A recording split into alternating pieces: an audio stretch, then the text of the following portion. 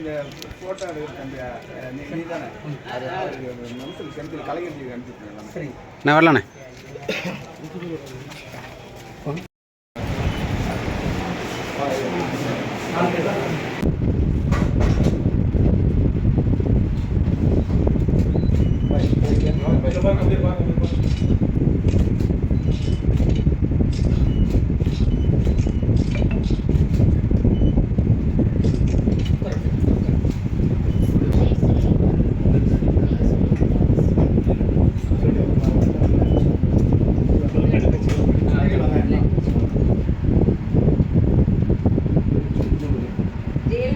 சாத்தா எனும் நான் தமிழ்நாடு சட்டமன்ற பேரவையில் உள்ள இடம் ஒன்றை நிரப்புவதற்கு வேட்பாளராக நியமிக்கப்பட்டுள்ளதால் சட்ட விதிகளுக்கு இணங்க நிறுவப்பட்டுள்ள இந்திய அரசியல் அமைப்பின்பால் உண்மையான நம்பிக்கையும் கட்டுப்பாடும் கொண்டிருப்பேன் என்றும் இந்திய நாட்டின் முழு முதல் ஆட்சிமையையும் ஒருமைப்பாட்டையும் நிலைநிறுத்துவேன் என்றும் உளமாற உறுதி கூறுகிறேன்.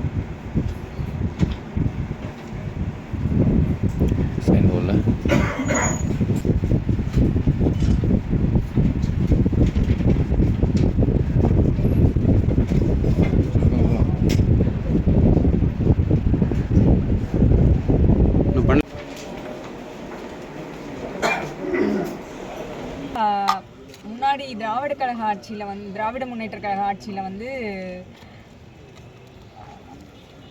மருத்துவக் கல்லூரி அண்ணன் ராசா 2011 கொண்டு வந்தாங்க.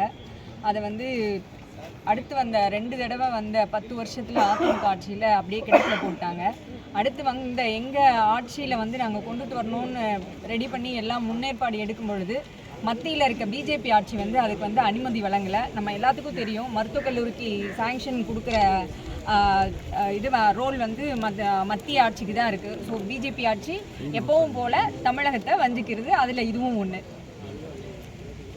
அடுத்து நம்ம பார்த்தோன்னா பெரம்பலூரில் பயங்கர க்ரௌட் மேனேஜ்மெண்ட் ரொம்ப கஷ்டமாக இருக்குது. அதனால் அன்றைக்கி அண்ணன் ராசா அவங்க சொன்ன மாதிரியே இங்கே பெரம்பலூரில் ஒரு 2 மேம்பாலங்கள், ஒன்று Palakkarai to Attur main road, அதை கனெக்ட் பண்ணுற மாதிரி ஒரு பெரிய மேம்பாலம். அதுக்கப்புறம் நம்ம மருத்துவமனையிலேருந்து ஜிஹெச் கவர்மெண்ட் ஹாஸ்பிட்டல்லேருந்து NH நேஷ்னல் ஹைவேஸ் இணைக்கிற மாதிரி ஒரு ஹைவேஸ் அந்த மாதிரி ஒரு மேம்பாலம் கொண்டு வர போகிறோம். ஸோ இது 2 திட்டங்களும் இருக்குது. ஆல்ரெடி எங்கள் ஆட்சியில் அந்த சின்னமுட்லு நீர்த்தேக்க கொண்டு வரத்துக்கான பணிகள் நடந்துகிட்ருக்கு. அதை அடுத்து நாங்கள் ஆட்சிக்கு வரும்பொழுது அதற்கான முன்னேற்பாடுகள் நடந்து அந்த திட்டத்தை நிறைவேற்றி கொடுப்போம் நாங்கள். அதே மாதிரி இப்போ கிரிட்டிக்கல் கேர் சென்டர் கவர்மெண்ட் ஹாஸ்பிட்டலில் அந்த 23 கோடி செலவில் அது போய்கிட்டு இருக்கு. அந்த பணியெல்லாம் தொடர்ந்து முடிக்கிறதுக்கு நாங்கள் முயற்சி செய்வோம்.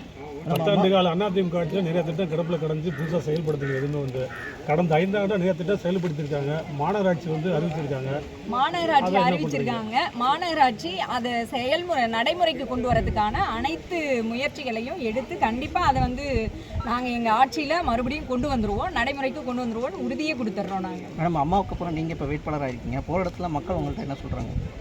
போகிற இடத்துலாம் அதாவது திராவிட முன்னேற்ற கழகம் அடிமட்ட தோழனையும் கைவிடாது, அது ஞாபகம் வச்சுக்கிட்டு இருந்து கழகத்துக்கு பணியாற்ற உழைச்ச மனிதர்களை ஞாபகம் வச்சு அதோட கடமையை செய்யும்.